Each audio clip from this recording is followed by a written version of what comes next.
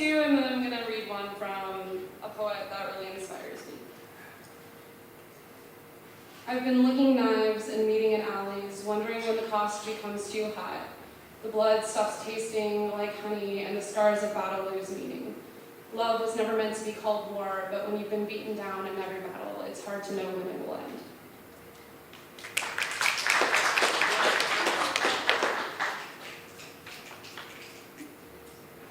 Tell me what hurts most. Is it remembering or forgetting?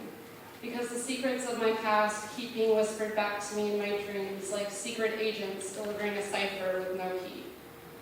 My therapist says this is my brain's way of protecting itself, but how am I supposed to stop making the same mistakes if I can't remember making them the second time or third? How am I supposed to close all these doors when there are bodies I never got to say goodbye to, holding them open like some sort of pleasantry inviting me in? You see, I can't keep having dinner parties with the dead. Like these one-sided conversations will solve my grief. Like they will be anything other than a game of show and tell. It's just like when everyone tells me it's going to be okay, but I can't feel it. I can't hold it. It's no different than when you tell me you love me, but don't show it. My heart wasn't made of paper, for you to use to build your own fire on, but made of glass like a vase to be filled with the sweet nothings that I didn't have to chase. And honestly, I can't keep dying for love and wonder why you're never showing up at the wake.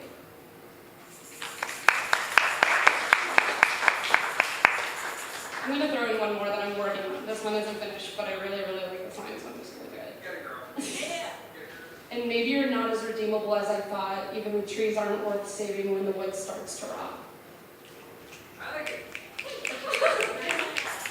This one is from a poet called Levi the Poet. It's from his correspondence series, and it's the last chapter in the series.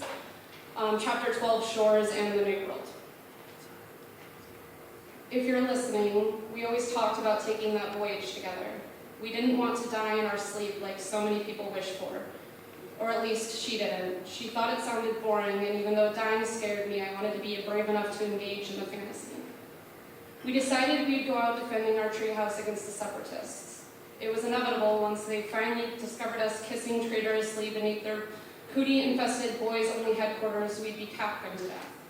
She thought it was romantic, like Romeo and Juliet, she'd say, and I'd say, okay, but wonder like I always do, if anyone's actually heard that story. I finished building our treehouse out of the few scraps of deadwood I was able to drag back to land. It seemed fitting after our whole lives were broken homes for all of those shipwrecked to pieces to complete one. It's beautiful. I feel like she might have called it redemption. For a split second, as I watched the last of her craft fall beneath the surface of the water, I thought we were all only stones in the ocean, and maybe it didn't matter that much whether we lived or died. But she was right about taking thoughts captive. I am lonely, but I can't reconcile loneliness with meaninglessness because, like beauty, it leaves me wanting for more. She is still a decision that floats out like debris on ripples that began at her stone's throw. You were a mountain to me. Your earthquake leaves me trembling, and I long beyond your beauty, past breaking out into whoever is responsible for your new beginning. Maybe he knows the end. When we first set sail and pushed off to sea, I stood on the shore looking forward, tongue-tied and stubbornly, holding tears behind my eyelids because no matter how much I liked you, girl, there was still a bit of boy in me, and I wasn't about to weep with you staring back, smiling.